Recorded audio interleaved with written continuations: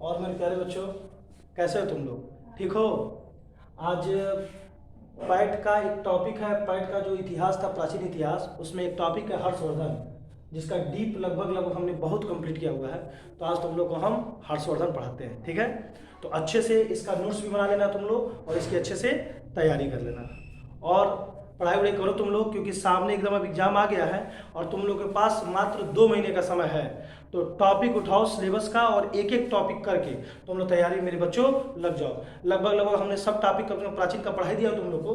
हर्षवर्धन नहीं पढ़ाया था, तो मैंने कहा हर्षवर्धन का टॉपिक इसको डाल देते, सभी लोग तुम लोग तैयारी इसकी कर लो, ठीक है ना? चलो, और तो बढ़िया। आओ एक छोटी सी कहानी सुना देते हैं, फिर इसकी तैयारी स्टार्ट करते हैं, ठीक है?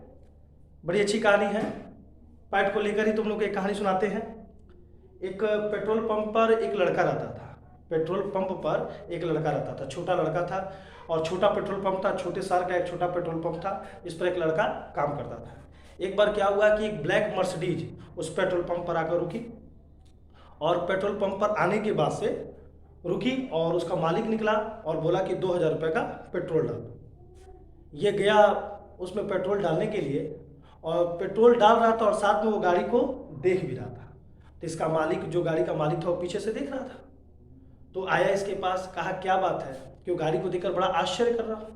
तो कहा कि ये मेरा ड्रीम है सर, ये मेरा ड्रीम है। मैं भी सपना देखा हूँ कि मुझे भी ब्लैक मर्सिडीज में कभी मौका मिले खरीदने का, तो मैं खरीदूँ या उसमें बैठूँ। तो लेकिन मेरी स्थिति ऐसी है कि मुझे यहाँ काम करना पड़ रहा है। तो जो मर्सिडीज़ का मालिक था, उसने उसको एक विजिटिंग कार्ड दिया और कहा कि ये लो विजिटिंग कार्ड, और अगले दिन तुम यहाँ इस पते से मेरे ऑफिस में मिलो, मैं तुम्हें बताऊंगा व्यवसाय कैसे किया जाता है, और अच्छा मेहनत किया तुम तो ऐसा हो सकता है भविष्य में कुछ वर्षों बाद तुम भी ऐसी मशीनरी लेकर चला सकते हो। अब वो तो चला गया। अब इसके पास वो विजिटिंग कार्ड था। वो उसको देखकर ये सोचने लगा कि मैं ना बहुत ज़्यादा पढ़ा लिखा हूँ, ना बहुत ज़्यादा जानकार हूँ, ना कोई परिस्थिति है, और एक बैग में इतना अमीर कैसे हो सकता हूँ? या हो सकता है ये बुला रहे हैं, ये कोई दूसरा काम तो नहीं करते हैं। उस समय कई तरह की बातें होती थी, पता नहीं वो ऐसा होगा कि नहीं होगा। तो इस विचार में कर वो सोचा कि भाई वो कोई मतलब नहीं है। उसने कार्ड को डस्टबिन में फेंक दिया और निकल गया। कुछ सालों बाद, 3-4 साल बीते, फिर उसी पेट्रोल पंप पर वही उस पर काम कर रहा था, और वही मर्सिडीज आकर, उसी तरह की एक मर्सिडीज, ब्लैक मर्सिडीज आकर खड़ा हो। फिर वो देखा तो उसको वो सीन याद आ गया। तो उसको लगा कि कहीं मेरा वही जो पेट्रोल भरवाने आए थे वही तो नहीं है। लेकिन इस बार मालिक दूसरा कोई था, और मालिक निकल गया और बोले कि इसमें पेट्रोल डाल दो। जब पेट्रोल डालने लगा तो फिर वो गाड़ी को उसी तरह देखने लगा। तो इस बार वो मालिक पूछे, क्यों, क्या देख रहे हो? कह रहा कुछ नहीं। तो कह रहा है कि तुमको कुछ याद है इस गाड़ी को देखकर? कहा हाँ, बहुत साल पहले इसी तरह की गाड़ी आई थी, और उसके साहब ने मुझे एक विजिटिंग कार्ड दिया था। तो उसने कहा वो जो विजिटिंग कार्ड था तुमने फेंक दिया था, और मैं यहीं पर सफाई करता था, और मैंने उस विजिटिंग कार्ड को उठाकर मैं उस सेठ के पास गया, और सेठ ने मुझे व्यवसाय बताया, और मैंने व्यवसाय किया, और आज जो तुम्हारे पास होना चाहिए था, आज वो मेरे पास है। तब उसको बड़ा अफसोस हुआ, और वो जो ऐसी अपॉर्चुनिटी जो उसके सामने आई थी, जिसको लेकर वो असमंजस में था कि क्या होगा, ऐसा हो सकता है, वो कह रहे हैं पता नहीं कोई दूसरा काम कराएंगे। उसी तरह बेटा पैट सामने आ गया है, तैयारी तुम्हें करनी है। 2 महीने बाद एग्जाम है, चुनाव है अगले साल, तो सारी प्रक्रिया तेजी से होंगी। दिसंबर तक नियुक्ति करने को कहा है। बड़ी भर्ती है, 50,000 से अधिक वैकेंसी है, 30,000 की नियुक्ति इसी साल होगी। तो कई बच्चे ऐसे होंगे जो सोच रहे होंगे पता नहीं होगा कि नहीं होगा। कई बच्चों को मैं कहता हूँ कि इस बार सारे बच्चे हमारे हो जाएंगे, कुछ बच्चे भी इस बार सारे बच्चे एक साथ होंगे, सोचते हैं होगा कि नहीं होगा। तो जब अपॉर्चुनिटी सामने आए तो सोचना नहीं चाहिए, उस अपॉर्चुनिटी को अचीव करना चाहिए। जो होगा वो देखा जाएगा, अपॉर्चुनिटी बार बार नहीं मिलती है। तो जम के तैयारी में लग जाओ, जो जिस लायक है। ये नहीं कि कोई तेज कमजोर, इसमें कुछ नहीं होता है। सिलेबस देखो, पॉइंट देखो, और तैयारी में लग जाओ। देखो, अगर हर्षवर्धन का टॉपिक है तो हर्षवर्धन से एक क्वेश्चन आने की संभावना है, लेकिन वो क्वेश्चन हर्ष का नॉर्मल क्वेश्चन भी हो सकता है, और हर्ष से बहुत लेवल के भी क्वेश्चन हो सकते हैं। तो तैयारी में एकदम लग जाओ मेरे बच्चों, ठीक है? चलो पढ़ाते हैं, तैयार करो। देखो, हर्षवर्धन की बात करते हैं, तो हर्षवर्धन की बात करते हैं तो सबसे पहले जानो कि हर्षवर्धन कौन थे। हर्षवर्धन पुष्यवती वंश से संबंधित थे। तो पुष्यवती वंश कौन था? मैंने पूरा नोट्स किया हुआ है, इसको मैं बता रहा हूं, तुम लोग तैयार करना। गुप्त वंश के पतन के बाद जिन नए राजवंशों का उद्भव हुआ, गुप्त वंश के पतन के बाद, गुप्त वंश के बाद से गुप्तोत्तर काल आता है। जब गुप्त वंश का पतन हुआ तो बहुत छोटे छोटे वंश उत्पन्न हुए। तो गुप्त वंश के पतन के बाद जिन नए राजवंशों का उत्पन्न हुआ उसमें मैत्रक, मौखरी, पुष्यभूति, परवर्ती गुप्त और गौड़ प्रमुख हुए। उसी में जो पुष्यभूति वंश था वो सर्वाधिक शक्तिशाली और संपन्न था। इस राजवंशों में पुष्यभूति वंश के शासकों में सर्वाधिक विशाल साम्राज्य थी और उसी पुष्यभूति वंश का संस्थापक था स्वयं पुष्यभूति। तो देखो, पुष्यभूति वंश जिसको तुम वर्धन वंश भी कह सकते हो, संस्थापक पुष्यभूति, राजधानी थानेश्वर। ठीक है, अब देखो पुष्यभूति वंश। अब पहली तो एक चीज जानो, ये पुष्यभूति वंश जो है वो हर्षवर्धन से संबंधित है। तो हर्षवर्धन के दरबार में कवि रहा करते थे बाणभट्ट, जिन्होंने हर्ष चरित्र की रचना की थी और हर्ष चरित्र में पूरे पुष्यभूति वंश की जानकारी मिलती है। हाँ, इसके कुछ आंकड़े अधूरे हैं क्योंकि हर्षवर्धन के पूर्वज जो है उनके आंकड़ों में कुछ कमियां हैं। जैसे पुष्यभूति वंश में पुष्यभूति की बात करते हैं, बाणभट्ट के हर्ष चरित्र में इस वंश का वर्णन मिलता है और बताया गया है कि पुष्यभूति वंश की स्पष्ट जानकारी ना होने की वजह से इसे वैश्य या क्षत्रिय के रूप में जाना जाता है, क्योंकि हर्षवर्धन के दरबार में चीनी यात्री हेनसांग आया था और उसने अपनी पुस्तक में हर्षवर्धन को वैश्य जाति का बताया था, जबकि हर्ष चरित्र में इनको क्षत्रिय बताया गया है। तो पुष्यभूति वंश में जो पुष्यभूति थे ये क्षत्रिय थी कि वैश्य थे, इसमें क्लियर नहीं। पुष्यभूति वंश संभवतः गुप्तों का अधीनस्थ सामंत व अधिकारी था। पुष्यभूति जो थे यानी पुष्यभूति वंश संस्थापक जो पुष्यभूति थे, जब गुप्तों का अंत समय चल रहा था तो उस समय उनके वो सामंत के काम करते थे, अधिकारी थे और उनकी दुर्बलता का लाभ उठाकर, किसके, गुप्तों की दुर्बलता का लाभ उठाकर वो पंजाब के पूर्व पंजाब का पूर्वी भाग जो हो गया 1966 में पंजाब से हरियाणा अलग हो गया, तो उस समय पंजाब का जो पूर्वी प्रांत था वो था हरियाणा। तो पंजाब के पूर्वी पंजाब यानी हरियाणा में अपनी सत्ता स्थापित की। यानी पुष्यभूति वंश के संस्थापक थे। ये गुप्तों के अधिकारी के तौर पर काम करते थे और गुप्तों की कमजोर स्थिति को देखते हुए इन्होंने पंजाब जो उसके अधिकार में था, गुप्तों के अधिकार में था, उस पंजाब का जो पूर्वी हिस्सा था जिसे हरियाणा आज कहते हो, उस हरियाणा पर इन्होंने अधिकार कर लिया और वहां पर थानेश्वर राजधानी स्थापित की। इस प्रकार पुष्यभूति वंश के संस्थापक खुद पुष्यभूति, राजधानी थानेश्वर। अब यहाँ पर तुम क्वेश्चन आता है, पुष्यभूति वंश का प्रथम राजा नरवर्धन, ये इंपॉर्टेंट क्वेश्चन है। पुष्यभूति वंश की स्थापना किया था पुष्यभूति ने, लेकिन पुष्यभूति वंश के प्रथम राजा कौन थे? नरवर्धन। नरवर्धन 505 से 530 ईस्वी तक गद्दी पर है। उनके बाद जो अगले राजा हुए वे राज्यवर्धन, जो 530 से 555 ईस्वी तक रहे। उसके बाद कौन आया? आदित्यवर्धन, जो 555 से 580 वर्ष तक रहे। और उसके बाद कौन आया? प्रभाकर वर्धन, जो 580 से 605 ईस्वी तक रहे। ये जो प्रभाकर वर्धन है, इन्हें ही एक तरह से कह सकते हो पुष्यभूति वंश के साम्राज्य का विस्तार इन्हीं के शासनकाल में हुआ। और एक तरह से ये भी कह सकते हो कि प्रभाकर वर्धन को पुष्यभूति वंश के स्वतंत्रता का जन्मदाता भी माना जाता है। आइए प्रभाकर वर्धन के बारे में पढ़ते हैं। 580 से 605, तो ध्यान दीजिएगा, पुष्यभूति वंश यानी वर्धन वंश जिसके संस्थापक पुष्यभूति, राजधानी थानेश्वर। लेकिन इस वंश के प्रथम राजा कौन हुए? नरवर्धन। और स्वतंत्रता के जन्मदाता या चौथे राजा कौन थे? डायरेक्ट प्रभाकर वर्धन। 580 से 605 ईस्वी तक इनका कार्यकाल था। वर्धन वंश की शक्ति और प्रतिष्ठा का संस्थापक किसे माना जाता है? प्रभाकर वर्धन को। उनकी उपाधियां, इनकी दो उपाधियां उन्होंने बड़ा फेमस रही, परम भट्टारक और महाराजा धीराज की उपाधि धारण की थी। किसने? प्रभाकर वर्धन ने। इसके अलावा हर्ष चरित्र में बाणभट्ट ने हर्षवर्धन के पिता, या हर्षवर्धन के पिता थे प्रभाकर वर्धन, हर्षवर्धन के पिता प्रभाकर वर्धन का बड़ा अच्छे से अलंकारपूर्ण शब्दों में इनका वर्णन किया है। इनको किस किस नामों से हर्षचरित्र में वर्णन किया गया? तो देखिए, बाणभट्ट ने इस राजा के अलंकपूर्ण शब्दों में प्रभाकर वर्धन के बारे में कहा। हर्षचरित में प्रशंसा करते हुए हुर हरिण केसरी, सिंधु राज जज्वर, गुर्जर प्रजागर, सुगंधी गज, लाट पाट वपाट चरो तथा मालो लक्ष्मी तला परशु, ये अलंकार के रूप में वर्णित बताए। हर्षवर्धन के मधुबन और बांसखेड़ा अभिलेख में के अनुसार यह पता चलता है कि प्रभाकर वर्धन चारों समुद्रों के पार तक इसका शासन फैला हुआ था। इसके पराक्रम के कारण इसको पराक्रम के कार्य से प्रतापशाली भी कहा गया है। किसको? प्रभाकर वर्धन को। तो प्रभाकर वर्धन के इतने नाम थे, इसमें से कोई एक नाम आएगा और पूछेगा इसका किससे संबंध है। मालवा के शासक महासेन गुप्त, मालवा के जो शासक थे महासेन गुप्त के दो पुत्र थे, एक थे माधव गुप्त और एक थे कुमार गुप्त। दोनों किसके दरबार में रहते थे? दोनों प्रभाकर वर्धन के दरबार में रहते थे। इस प्रकार पता चलता है कि प्रभाकर वर्धन जो वर्धन वंश के थे, पुष्यभूति वंश के थे प्रभाकर वर्धन, जिनकी राजधानी थानेश्वर थी, उनके अधिकार में मालवा की शासक था। मालवा का शासक उनके अधिकार में। अपनी स्थिति को सुदृढ़ करने के लिए, किसको सुदृढ़ करने के लिए? स्थिति को। कौन? प्रभाकर वर्धन। अपनी स्थिति को, अपने साम्राज्य का विस्तार करने के लिए इन्होंने कन्नौज के मौखरी राजा से संबंध स्थापित किया। और संबंध कैसे स्थापित किए? तो इनकी पुत्री का नाम था राज्यश्री। इन्होंने अपनी पुत्री राज्यश्री का विवाह कन्नौज के मौखरी राजा ग्रहवर्मा या कह सकते हो ग्रहवर्मन से कर दिया। प्रभाकर वर्धन सूर्य का उपासक था और उसकी प्रधान स्त्री रानी यशोमती थी। तो प्रभाकर वर्धन की प्रधान पत्नी का नाम क्या था? यशोमती। और प्रभाकर वर्धन के मरने के बाद वह उनकी अग्नि में सती हो गई। प्रभाकर वर्धन को इस वंश का स्वतंत्रता का जन्मदाता कहा जाता है। इनके 3 पुत्र थे। इनके बड़े पुत्र का नाम था राज्यवर्धन द्वितीय। देखो राज्यवर्धन प्रथम यहाँ हो चुके हैं, तो प्रभाकर वर्धन का जो बड़ा लड़का था वो हो गया राज्यवर्धन द्वितीय। और इनके दूसरे पुत्र का नाम था हर्षवर्धन। तो बड़े पुत्र का नाम था राज्यवर्धन, दूसरे पुत्र का नाम था हर्षवर्धन और पुत्री का नाम था राज्यश्री, जिसका विवाह कन्नौज के मौखरी राजा ग्रहवर्मन से हुआ था। अब आगे देखिए, राज्यवर्धन द्वितीय। अब ये प्रभाकर वर्धन हो गए। अब हम राज्यवर्धन के बारे में 605 से 686 केवल 1 साल तक ये रहे थे।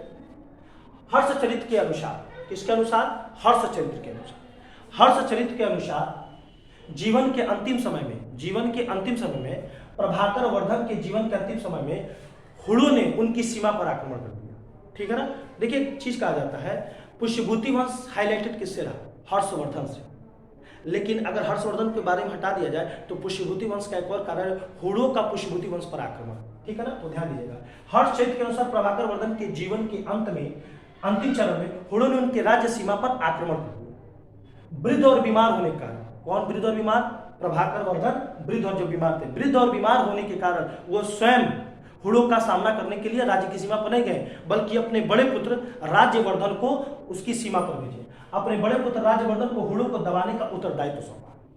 जिस समय उनका बड़ा पुत्र राज्यवर्धन हुड़ों के विरुद्ध अभियान कर रहा था, उसी समय उसको मालूम चला कि उसके पिता प्रभाकर वर्धन की मृत्यु हो गई है।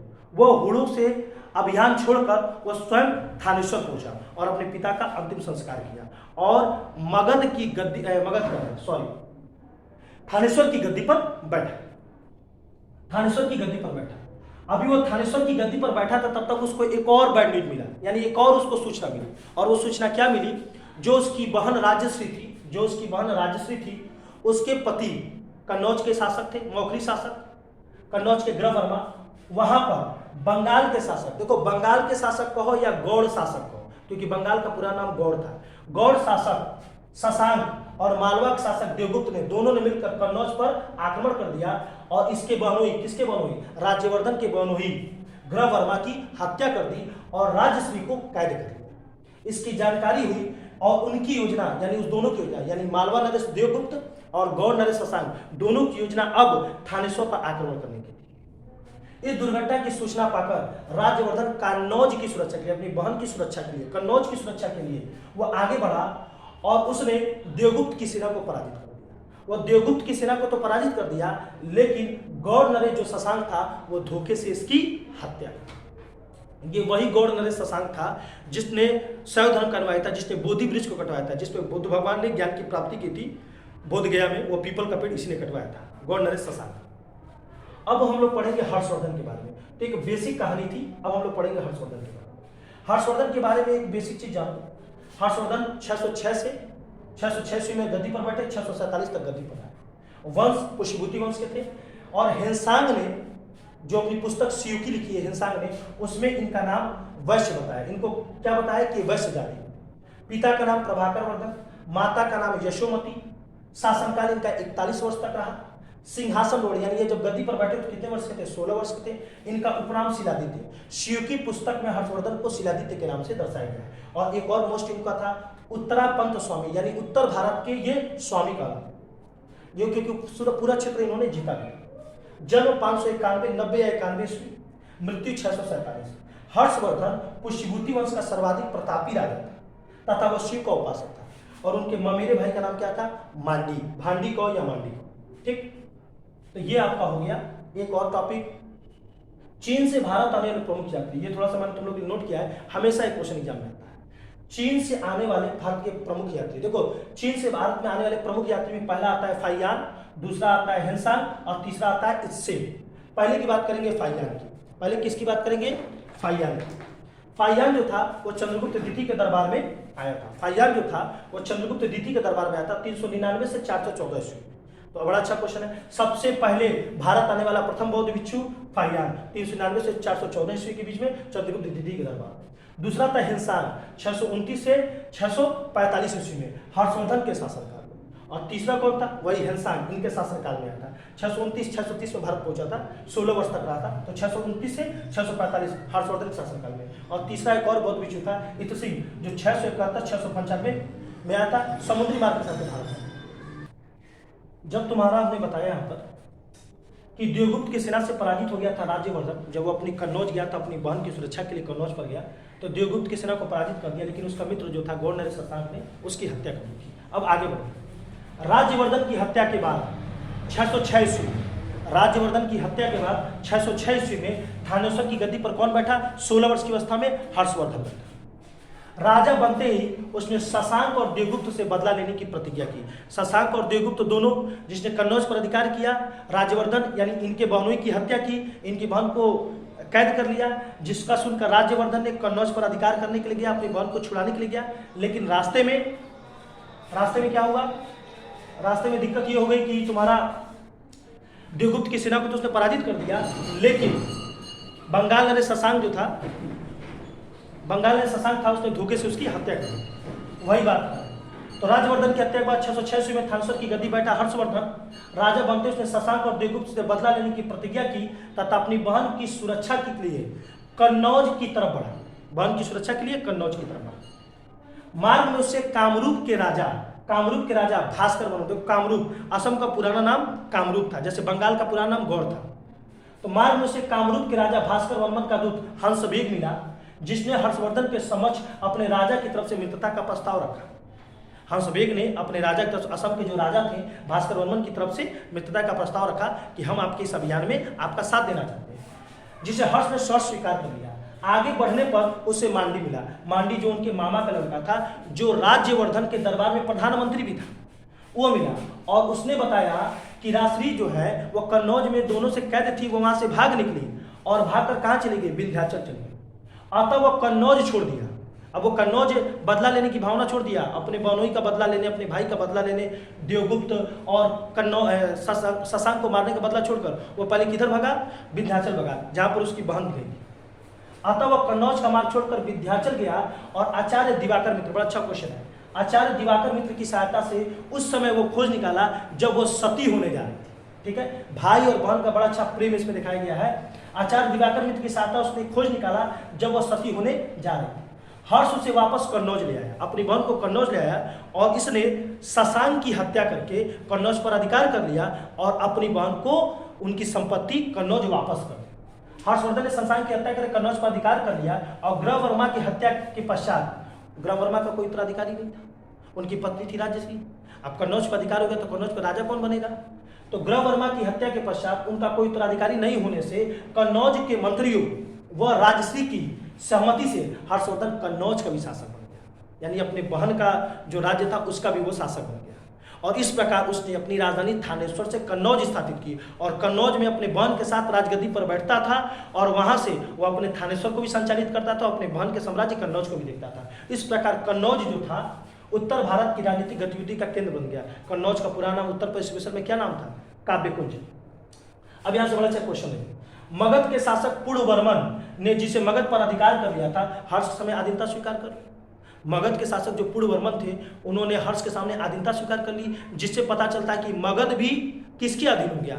मगध भी हर्षवर्धन के अधीन हो गया और इस प्रकार हर्षवर्धन का आधिपत्य स्थापित हुआ और चीनी सूत्रों के अनुसार इन्हें मगध राज भी कहा गया।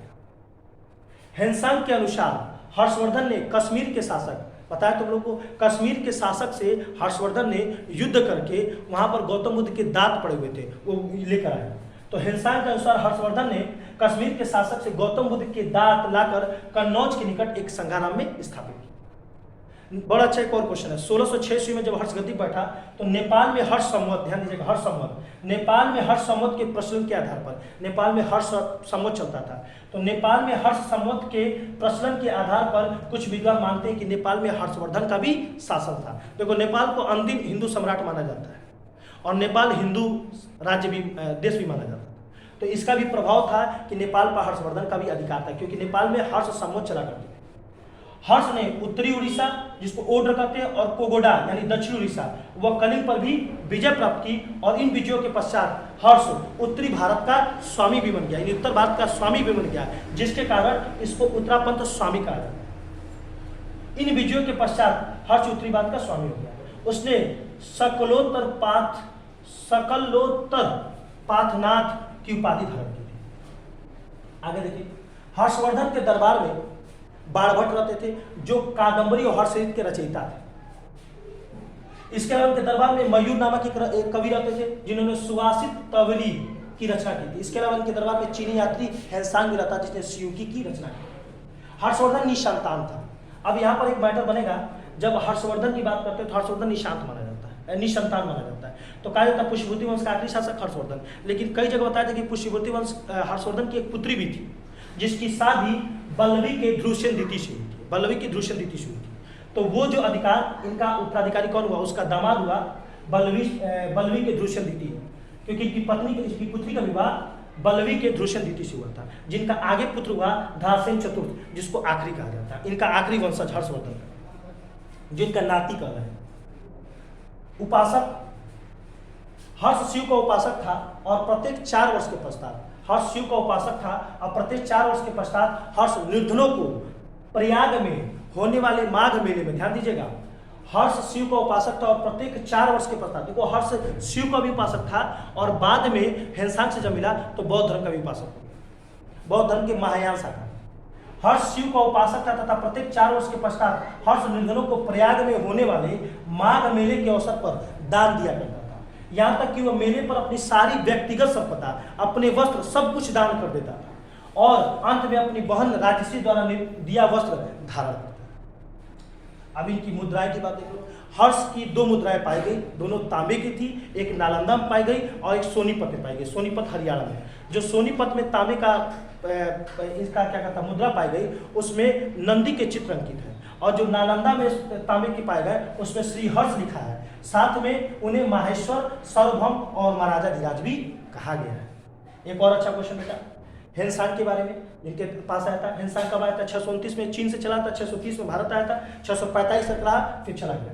हैंसांग बौद्ध धर्म की विस्तृत जानकारी प्राप्त करने के उद्देश्य से 630 ईस्वी में वह भारत आया, और भारत में 16 वर्षों तक रहा हैंसांग, जिसमें 6 वर्ष तक उसने तो नालंदा विश्वविद्यालय में ज्ञान प्राप्ति किया। 6 वर्षों तक नालंदा विश्वविद्यालय में ज्ञान प्राप्त किया, और जिस समय वो ज्ञान प्राप्त करा तो उस समय वहां के कुलपति थे शीलभद्र। बड़ा अच्छा क्वेश्चन। हैंसांग सिल्क मार्ग होते, सिल्क मार्ग की खोज कनिष्क ने की थी। हैंसांग सिल्क मार्ग होते हुए हिंदुकुश पर्वत को पार करते हुए सर्वप्रथम कपिसा पहुंचा, अफगानिस्तान वाले क्षेत्र में, वो पहले भारत में था, कपिसा पहुंचा। हैंसांग को दुर्गा की बलि देने के कारण, हैंसांग को दुर्गा की बलि देने के कारण डाकू द्वारा अपहरण कर लिया गया। चीन लौटकर उसने संसार के लेख, जिसको सियूकी कहते हैं, जब वो चीन गया तो उसने सियूकी नामक पुस्तक लिखी हैंसांग ने, जिसमें 138 देशों का वृत्तांत है। सियूकी नामक पुस्तक लिखी, जिसमें हर्ष को शिलादित्य कहा, और हर्ष का क्या नाम दिया मैंने बताया भी, शिलादित्य कहा, और हर्ष को महायान बौद्ध धर्मी भी कहा, यानी बौद्ध धर्म के महायान शाखा समूह। उसने शूद्रों को कृषक भी कहा है अपनी पुस्तक में, तथा कन्नौज की धर्म सभा और प्रयाग की महामोक्ष परिषद का भी वर्णन किया है। और एक बड़ा अच्छा क्वेश्चन है, देखो प्रयाग में हर 5वें वर्ष, या कह सकते हो 4 वर्ष के पश्चात 5वां वर्ष, तो हर 5वें वर्ष प्रयाग में एक सम्मेलन होता था, जिसको महामोक्ष परिषद कहा जाता था, और हैंसांग इसके 6वें में भाग लिया था। प्रयाग इलाहाबाद में हर्षवर्धन के शासनकाल में प्रयाग में हर 5वें वर्ष महामोक्ष परिषद होता था, एक सम्मेलन होता था, जिसमें उसने सारे दान कर देता था, उसको महामोक्ष परिषद कहते थे, मोक्ष के लिए सब कुछ दान कर देता था। और हैंसांग उसके इस सम्मेलन कब से पहुंचा था? 6वें सम्मेलन में पहुंचा था, ठीक है। और हर वर्ष माघ मेला होता था, तो प्रतिवर्ष माघ मेला में हो जाता ही था, और कन्नौज में धर्म सभा होती थी प्रतिवर्ष। कुछ अति महत्वपूर्ण 2-4 क्वेश्चन है, सुन लीजिएगा। राज्यवर्धन का प्रधानमंत्री भांडी, वही राज्यवर्धन का प्रधानमंत्री जो उनके मामा का लड़का था। हर्ष द्वारा आयोजित कन्नौज सभा हैंसांग के सम्मान में दी जाती थी। कन्नौज में जो सभा होती थी, कन्नौज सभा, वह हैंसांग को सम्मान में दी जाती थी। हर्ष द्वारा प्रयाग में प्रतिवर्ष आयोजित जो सभा होती थी, प्रतिवर्ष जो होती थी उसको मोक्ष परिषद कहते थे, और जो 5 वर्ष की होती थी उसे महामोक्ष परिषद कहते थे। हर्ष का युद्ध और शांति मंत्री था अवंती। हर्ष का महासेनापति था सिंहनाथ। हर्ष चरित्र में हर्षवर्धन को सभी देवताओं का सम्मिलित रूप बताया गया है, सम्मिलित अवतार बताया गया। हर्षकालीन ताम्रपत्रों में केवल 3 करों का उल्लेख मिलता है। भूमिकर यानी भाग, हिरण्य और बलि, 3 कर मिलते हैं। हर्ष चरित्र के अनुसार थानेश्वर के प्रत्येक घर में शिव की पूजा होती थी। हर्ष को दक्षिण के चालुक्य शासक पुलकेशिन द्वितीय ने आगे बढ़ने नहीं दिया। देखो अभी क्वेश्चन वीडियो में भी आया था जो क्रम वाला था। देखो इसने मगध पर भी अधिकार कर लिया, मगध अधिकार था इसका। इसके अलावा इसने उड़ीसा पे भी अधिकार कर लिया, पंजाब पे इसका अधिकार था ही, कन्नौज पे इसका अधिकार था ही, बंगाल पे इसका अधिकार हो ही गया। इस क्षेत्रों में सब इसका अधिकार था। लेकिन जब ये उत्तर से दक्षिण की तरफ बढ़ा तो बीच में नर्मदा नदी पड़ती है विंध्य के पर्वत के पास, उसको पार करेगा तो दक्षिण भारत आएगा, क्योंकि विंध्य का पठार उत्तर भारत को दक्षिण भारत से अलग करता है। तो जब नर्मदा तट पर गया तो वातापी के राजा कौन, पुलकेशिन द्वितीय ने इसको युद्ध में पराजित किया नर्मदा तट पर, और इसको वापस होना पड़ा। इसीलिए पूरे भारत का सम्राट नहीं था, ये उत्तर भारत का सम्राट था, इसीलिए इसकी उपाधि दी गई उत्तरापंत स्वामी। इसके अलावा सेना का सर्वोच्च जो अध्यक्ष होता था उसे महाबलाधिकृत कहा जाता था। इसके अलावा हर्ष एक प्रसिद्ध कवि एवं नाटककार भी था, उसने नागानंदन, क्वेश्चन आया, नागानंदन प्रियदर्शिका और रत्नाली नाटक का वर्णन किया, रचना की है। लेकिन वास्तव में कहा जाता है कि यह रचना तो धावक ने की थी और बाद में पुरस्कार लेकर इसने किसके नाम कर दिया, हर्षवर्धन के नाम कर दिया। ठीक है, तो ये आपके जितना कंप्लीट, लगभग पूरा कंप्लीट कर दिए मेरे बच्चों, पूरा अच्छे से एकदम कर दिए हैं। तो 1 नंबर आने की संभावना, तो मैं जिस हिसाब से पढ़ा रहा हूं तुम लोग को पैट का एक एक टॉपिक समझो, चाहे वो कोई भी टॉपिक हो, सबको खत्म कर लो। और अगर एग्जाम से पहले अपने सिलेबस, कंप्लीट सिलेबस को तुम लोगों ने टच कर लिया तो समझो इसी साल दिसंबर तक तुम लोग को नियुक्ति हो जाएगी और तुम लोग नौकरी एकदम करोगे। फिर देखो कोई बड़ा टॉपिक मिलता है, पढ़ा तो हम रोज रहे हैं लेकिन रोज वीडियो बनाना संभव नहीं हो पाता है। जितने टॉपिक है तुम्हारे वैदिक सभ्यता, सिंधु सभ्यता, सबके टॉपिक में पढ़ा चुका हूँ, सबके संभव नहीं हो पाते, जिसके संभव होते हैं मैं पढ़ा देता हूँ। ठीक है, खुश रहो, अच्छे से रहो। अगला टॉपिक देखते हैं तो कोई और भेजते हैं और तैयारी।